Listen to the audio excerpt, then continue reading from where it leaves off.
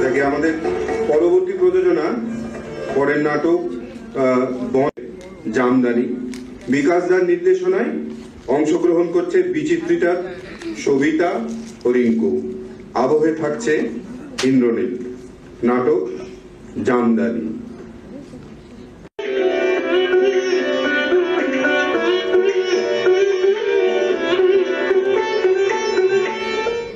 রিনাদি, রিনাদি, মা এখনো ফেরেনি?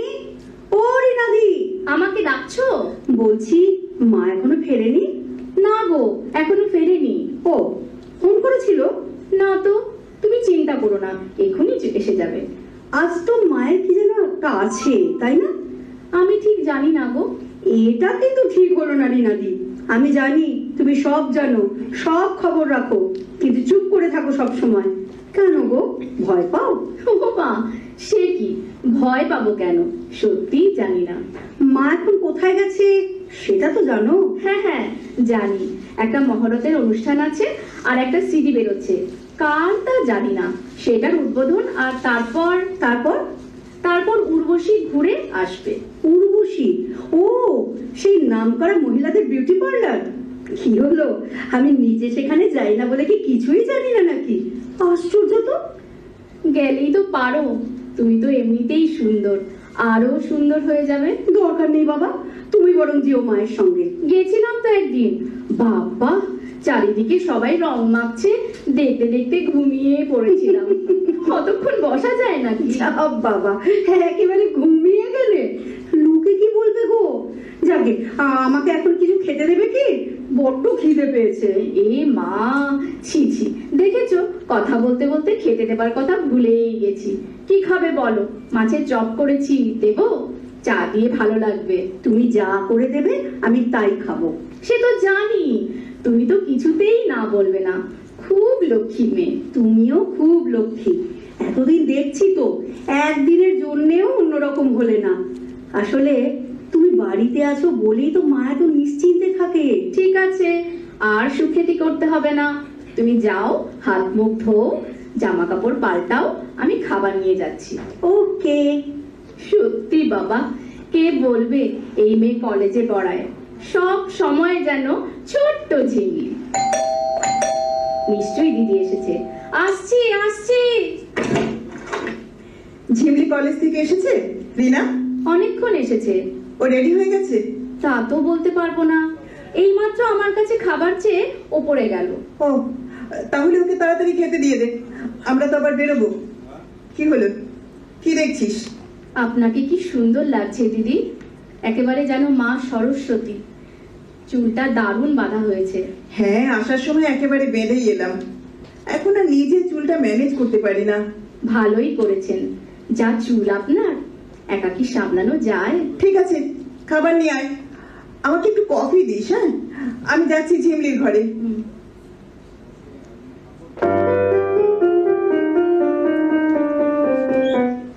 কিরে, তুই এখন শুয়ে শুয়ে বই পড়ছিস? কখন যাবি? আমার সাজগোজ সব হয়ে গেল, আর তোর এখনো কিছুই হয়নি। তুমি তো জানো মা, ওসব সাজগোজ আমার একদম ভালো লাগে না। আমি যেমন আছি আমাকে তেমনই থাকতে দাও না। ও আবার কেমন কথা? আমি তো তোর ভালোর জন্যই বলছি ঝিমলি, তোর বয়সে মেয়েরা আবার না সেজে থাকে কোথায়? তুমি বোধহয় মাঝে মাঝে ভুলে যাও মা, আমি যেখানে কাজ করি সেখানে তোমার মতো করে সাজা যায় না। ইটস এ নোবেল প্রফেশন মা। তার মানে কি বলতে চাস? আমি যেটা করি সেটা নোবেল নয়? কি জানি, তবে গ্ল্যামারাস এইটা ঠিক। আমি কলেজে পড়াই মা, সেখানে তোমার মতো করে সাজা যায় না। আমার মতো সাজা মানে? তুই ঠিক কি বলতে চাইছিস বলতো? কিচ্ছু বলতে চাই না, তুমি যাও কাপড়টা চেঞ্জ করে নাও, আমি রেডি হচ্ছি। ঝিমলি, আজকের দিনটা একটু ব্রাইট সাজিস কেমন? কেন বলো তো, আজকে কোনো স্পেশাল ডে? ও মা, তুই ভুলে গেছিস আজকে সমরেশ সিং যে প্রেসকে ডেকেছেন। এই প্রথম উনি আমায় নিয়ে ছবি করবেন, তাই। So what? সো হোয়াট মানে? ভারতের বেস্ট ডাইরেক্টর বাংলার বেস্ট অ্যাক্ট্রেসকে নিয়ে ছবি করবেন, এটা একটা স্পেশাল ডে হবে না? কি জানি, আমার তো মনে হয় তোমার কাছে every day is a special day. তোর আজ কি হয়েছে রে ঝিমলি? এরকম রাফলি কথা বলছিস কেন? কই না তো, রাফলি কথা বলিনি তো। সত্যিই তো, তোমার তো রোজই কিছু না কিছু ফাংশন থাকে, সেই ছোটবেলা থেকেই তো দেখছি। তুই কি কিছু মিন করছিস? না না, মিন করবো কেন? তুমি একজন ইন্টারন্যাশনালি ফেমাস অ্যাক্ট্রেস, তোমার তো এরকম ব্যাপার থাকবেই মা। সত্যি করে বলতো, আজ তোর যাবার ইচ্ছে আছে না নেই? নেই, একদম নেই। তোমার এসব পার্টিতে যাবার ইচ্ছে আমার কোনো দিন ছিল না, আজও নেই। সেটা আগে বললেই পারতিস। কি হতো বলে? মানুষ তো ইচ্ছের বিরুদ্ধেও কাজ করে, আমিও না হয় তাই করলাম। যাও তুমি চেঞ্জ করে নাও। ফর গড সেক মা, আজ একটা সাদা শাড়ি পরে যেও, কেমন? সাদা? আমি তো কালো জামদানি পরবো বলে ঠিক করেছি।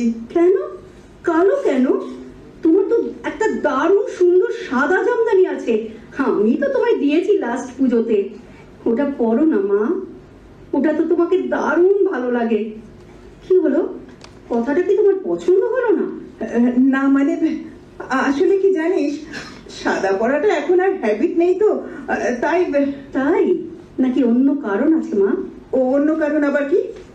বলবো, রাগ করবে না তো? আসলে সাদা পরতে ভয় পাও তুমি, তোমার মনে হয় সাদা পরলে বোধ হয় আসল বয়সটা বেরিয়ে যাবে। ঝিমলি, এটা খুব বাড়াবাড়ি হয়ে যাচ্ছে। দেখলে তো, তুমি রেগে গেলে। এক সময় কিন্তু তুমি সাদাই পরতে, সবাই বলতো দি লেডি ইন হোয়াইট, মনে পড়ে? তোমার নাম দেওয়া হয়েছিল শ্বেত শুভ্র শুভজা, মনে পড়ে মা? আমি তো দেখিনি, ম্যাগাজিনে পড়েছি। আমার না খুব দেখতে ইচ্ছে করে। ঠিক আছে ঠিক আছে, সে না হয় অন্যদিন পরা যাবে। তাহলে আজ বরং তুমি একাই যাও মা। শুধুমাত্র সাদা কাপড়টা পরবো না বললাম বলে তো রাগ হয়ে গেল? না না, রাগ নয়, কষ্ট, কষ্ট হয় আমার। তোমাকে একটু মায়ের মতো দেখতে চাই আমি, নায়িকার মতো নয়। কিন্তু তুমি যে মোটে তোমার ওই গ্ল্যামারাস ইমেজটা থেকে বেরোতেই চাও না। তোর কি হলো রে ঝিমলি, এইভাবে কথা বলছিস? কিছু হয়নি মা, আমার অনেকদিন মনে হয়েছে তোমাকে কিছু কথা বলবো, কিন্তু বলা হয়নি। বেশ তো, বল। জানো মা, আমার বুকের ভেতর একটা ছবি আঁকা আছে, সেটা মাঝে মাঝে আমার চোখের সামনে এসে যায়। যদিও সেটা খুব পরিষ্কার নয়। কি ছবি জানো? কি? 3 বছরের আমাকে নিয়ে তুমি সমুদ্রের ধারে বসে আছো, আর বাবা বাবা জলের উপর দাঁড়িয়ে ছবি তুলছে। থাক না, থাক না ঝিমলি ওসব কথা। তারপর তো সব এলোমেলো হয়ে গেল, তোমাদের ছাড়াছাড়ি হয়ে গেল, বাবা আবার বিয়ে করলো, আর তুমি আমাকে সেই কত দূরে দার্জিলিং এ পাঠিয়ে দিলে। একেবারে নিশ্চিন্ত হয়ে গেলে তুমি। আচ্ছা মা, তোমার কি একবারও মনে হলো না কত দূরে ওইটুকু একটা মেয়ে কি করে একলা একলা থাকবে? একটুও মনে হলো না? হয়েছিল রে ঝিমলি, হয়েছিল। তোকে হোস্টেলে রেখে যখন বাড়ি ফিরে এলাম, আমার মনে হয়েছিল এটাই জীবনের শেষ, আর কিচ্ছু রইল না আমার। চারিদিকে শুধু তোর জামা, তোর খেলনা, তোর ছবি, শুধু তুই তুই আর তুই। তোর ছোট্ট বালিশটাকে বুকের ভেতর নিয়ে শুধু কেঁদেছি, কেঁদেছি আর কেঁদেছি। আর তারপরে ব্যস্ত হয়ে গেছো তোমার নিজের জগতে, একটার পর একটা ছবিতে সাইন করেছো, আর নাম যশ অর্থের আড়ালে বুকের ভেতরের কান্নাটাকে মুছে ফেলতে চেয়েছো। আমার মাহারা জীবনটাকে কিন্তু আমি মুছে ফেলতে চাইনি মা। ওই জীবনটাতেই তো কেটে গেছে আমার কতগুলো বছর। কলেজ শেষ করে তবেই তো আসতে পেরেছি তোমার কাছে। আচ্ছা মা, কলেজটা তো তুমি এখান থেকে পড়াতে পারতে। পারতাম না, পারতাম না রে ঝিমলি।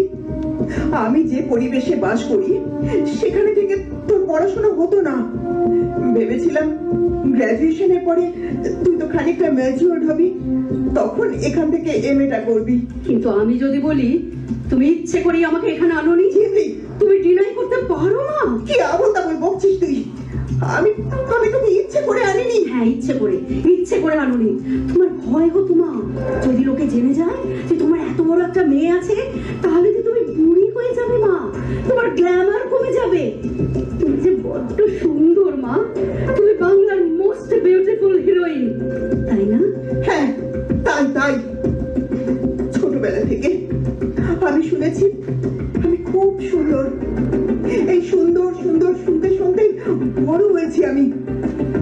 ছবিতে কাজ করতে এলাম তখন শুনলাম আমার মতো সুন্দরী নায়িকা নাকি বাংলার ছবির জগতে এর আগে আসেনি। আমার ভালো লাগতো ঝিমলি, আমি এনজয় করতাম। তারপর তারপর তুই যখন একটু বড় হলি তখন সবাই বলতো আপনি ওর মা, আপনাকে দেখলে মনে হয় ওর দিদি। ইয়েস, দ্যাট ভেরি ওয়ার্ড, দিদি, বড় বোন। হোস্টেলে থাকতে থাকতে যখন শুনতাম তোর মাকে দেখে মনে হয় তোর দিদি, তখন আমার মনে হতো কেন মা মনে হবে না, কেন কেন শুধু দিদি মনে হবে? হ্যাঁ, তুমি এনজয় করতে, তুমি আনন্দ করতে। মা গো, যখন ওই আনন্দের ছোঁয়ায় খুশির আবেগে তোমার মুখটা লাল হয়ে যেত, তখন তখন ওই লাল রঙের আগুনে আমার বুকের ভেতরটা পুড়ে ছাই হয়ে যেত। ঝিমলি, এসব তুই কি বলছিস? বলছি কারণ তোমার জন্যে আমার বড্ড ভয় করছে মা। আমার জন্যে? হ্যাঁ মা, তোমার জন্যে। কাল মাঝরাত্রির আমার ঘুম ভেঙে গেছিল, তোমার ঘরে আলো জ্বলছিল, আমি জানলা দিয়ে দেখলাম তুমি চুপটি করে ড্রেসিং টেবিলের সামনে বসে আছো। এক দৃষ্টিতে দেখছো নিজেকে, কখনো চোখের পাতায় হাত দিচ্ছ, কখনো গালে, কখনো গলায়। ঝিমলি, ওই দাগগুলো আর মুছে যাবে না মা। তুমি মানো আর না মানো, ওটা তোমার বয়সের দাগ। তোমার যে বয়স হয়ে গেছে মা, ওই বলি রেখা ভগবানের দেওয়া, ও দাগ কখনো যায় না। ড্রেসিং টেবিলে থরে থরে সাজিয়ে রাখা বিদেশি ক্রিমেতেও যাবে না। কোনদিন মা হয়ে চাওনি তো, তাই তাই ওই দাগগুলো তোমার চোখে পড়েনি। Stop it, stop it Jhimli, stop it. অনেক হয়েছে, অনেক বলেছিস তুই, আর না। হ্যাঁ হ্যাঁ, আমি ভয় পেয়েছি বয়সকে মেনে নিতে, কারণ কারণ যে সমাজের সবচেয়ে উঁচু সিংহাসনটায় আমি বসে আছি তার চারদিকে শুধুই রূপ, তোর ভাষায় শুধু গ্ল্যামার। সেখানে ওই বলি রেখার কোনো জায়গা নেই। তাই তাই তোকে দূরে সরিয়ে রাখতে হয়েছে আমাকে। তাই তোর দিদি হয়ে থাকতে চেয়েছি আমি, মা হয়ে নয়।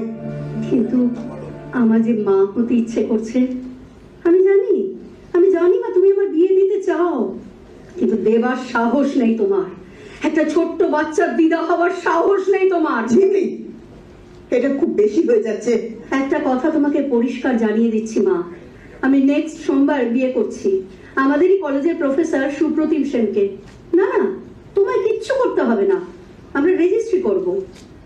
না গো মা, ওই কালো জামদানি ছেড়ে লাল পাড় গরদ তোমাকে পড়তে বলবো না, কোনোদিন বলবো না আমাদের দুজনের মা হতে, কোনোদিন বলবো না একটা ছোট্ট বাচ্চার দিদা হতে, কোনোদিন বলবো না, কোনোদিন না। ঝিমলি, কি হচ্ছে কি? যাও যাও যাও, তুমি তোমার এই স্বপ্নের জগতে চলে যাও। তুমি তোমার এই ম্যাডাম ম্যাডাম বলা স্তাবকদের মাঝখানে থাকতে হবে না। না না না না না, থাকতে হবে না আমাদের কাছে। ঝিমলি, প্লিজ প্লিজ, এবার তুই একটু চুপ কর প্লিজ। একদিন কিন্তু ওরা তোমাকে ছুঁড়ে ফেলে দেবে মা। ম্যাডাম ম্যাডাম ম্যাডাম করা, ওই প্রশস্তি করা ওই মানুষগুলো আর ফিরেও দেখবে না তোমায়। তোমার যে বয়স হয়ে গেছে মা, আর তোমাকে ওরা নায়িকা সাজাবে না। তখন কিন্তু দুটো মানুষ তোমার পথের দিকে দু হাত বাড়িয়ে দাঁড়িয়ে থাকবে মা। ওই যে ছোট্ট মেয়েটা যার মা হওয়ার ভয়ে তাকে অনেক দূরে সরিয়ে রেখেছিলে, সেই মেয়েটাই তার 48 বছরের সন্তানকে বুকে জড়িয়ে ধরার জন্য দু চোখ ভরা জল দিয়ে দাঁড়িয়ে থাকবে। তখন তুমি এসো মা, তখন তুমি তার কাছে এসো মা গো। আর না, আর নালে ঝিমলি, এবার চুপ কর। আর আমি পারছি না। মা, কি মা, তুমি কাঁদছো? ঝিমলি, হ্যাঁ, একবার একবার আমাকে ওই কালো জামদানিটার ভেতর থেকে টেনে হিচড়ে বার করে আনবি ঝিমলি। কি করছো মা? না মা, মা প্লিজ প্লিজ তুমি কেঁদো না মা, আজ যে তোমার ভেরি ভেরি স্পেশাল ডে। মা অমন করবে না মা, যাও কাপড়টা চেঞ্জ করে নাও, ওনারা তোমায় নিতে এক্ষুনি এসে যাবেন। কি হলো মা, যাও। শোন, হুম, আমায় আমায় সাদা দিবি শিবলি? তুমি তুমি ওটা পড়বে? হ্যাঁ, আমি এক্ষুনি এনে দিচ্ছি। তুমি তোমার ঘরে যাও, আমি দিয়ে আসছি কাপড়টা। যাও। কি হলো মা? যাও। শিবলি, চুপি চুপি একটা কথা বলবো। কি কথা মা? বলো। বলছি, তুই তুই আমার সঙ্গে যাবি তো? তা না হলে আমি বড্ড একা হয়ে যাবো রে শিবলি। যাবি তো? হ্যাঁ মা, নিশ্চয়ই যাবো। মা, মা গো, আমার কাছে একটু সরে এসো। হ্যাঁ, কানে কানে একটা কথা বলি। কানে কানে? কি কথা বল। বলছি বলছি আমি আছি, ভয় কেন মা করো?